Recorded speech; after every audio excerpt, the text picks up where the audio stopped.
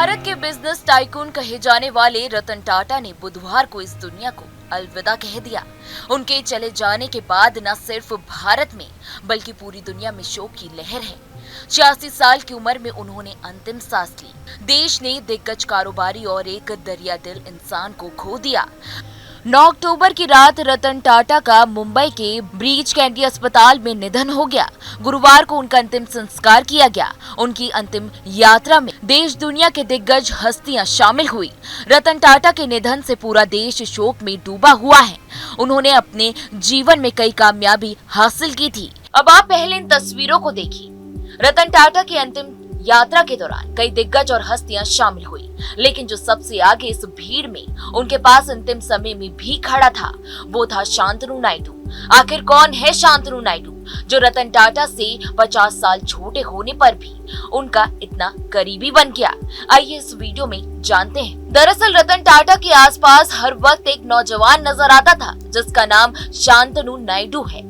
शांतनु का रतन से कोई पारिवारिक संबंध नहीं है, बल्कि वो टाटा ट्रस्ट के डिप्टी जनरल मैनेजर के तौर पर नियुक्त है। जानवरों के साथ नायडू की दोस्ती ने उन्हें रत्न का दोस्त बना दिया।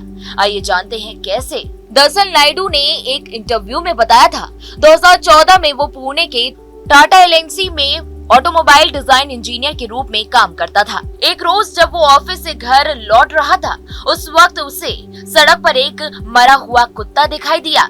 इसे देखकर वो इतना परेशान हो गया, उन्होंने उस आवारा कुत्ते को कार की चपेट में आने से बचाने के लिए रिफ्लेक्टिव कॉलर बनाए। जब कुत्ते के शरीर में लगाए जाने वाले इस डिवाइस की मांग बढ़ने लगी, तो फंड की कमी के कारण लोगों की मांग पूरी करने में उन्हें काफी दिक्कत होने लगी। तभी उनके पिता ने उनसे टाटा को एक पत्र लिखने का आग्रह किया। पहले तो वो झिझके, लेकिन आखिरकार उन्होंने रतन टाटा को एक पत्र लिख ही दिया। 2 महीने बाद नायडू को टाटा से एक पत्र मिला, जिसमें शांतनु को निजी रूप से मिलने के लिए कहा गया था। इस मुलाकात से रतन टाटा इतने प्रभावित हुए कि उन्होंने शांतनु के एनजीओ को फंड देने का फैसला किया। इसके बाद ही उनके एनजीओ ने न सिर्फ कुत्ते को बल्कि बाघों के लिए भी कॉलर डिवाइस बनाने का फैसला किया। इससे देश भर में जानवरों से जुड़ी घटनाओं में कमी आ गई।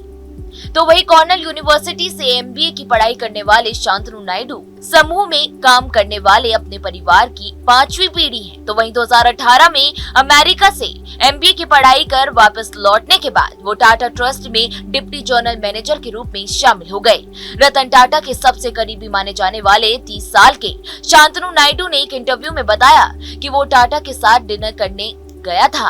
तो वहीं शांतनु ने कहा कि वो खुद कार चलाकर मुझे मुंबई के थाई पलेगन ले गए थे। तो वहीं डिनर के दौरान मैंने टाटा से कहा था, जब मैं ग्रेजुएट हो जाऊंगा तो क्या आप उस समारोह में आएंगे? इस पर टाटा ने कहा कि मैं पूरी कोशिश करूंगा और वो जरूर आए। शांतनु ने कहा कि मैं कॉर्नेल यूनिवर्सिटी में एमबीए करने अमेरिका जा रहा था, तब उनसे मैं पहली बार मिला। उन्होंने मेरी चोट देखकर मजाक में कहा था कि क्या किसी डॉग ने तुम्हें काट लिया? तो वहीं तुरंत ही माफी मांगने लगे और कहा बहुत खराब जोक था। बहरहाल रतन टाटा के जाने का दुख सिर्फ भारत में ही नहीं बल्कि पूरी दुनिया में देखने को मिल रहा है। तो वहीं रतन टाटा जाते जाते सभी के दिलों में छाप छोड़कर चले गए। बहरहाल इस वीडियो में इतना ही। देश दुनिया की तमाम बड़ी खबरों के लिए आप हमारे साथ बने रहें और देखते रहें न्यूज नेशन। न्यूज नेशन अब व्हाट्सएप पर खबरों की ताजा अपडेट के लिए न्यूज नेशन के इस क्यूआर कोड को स्कैन करें।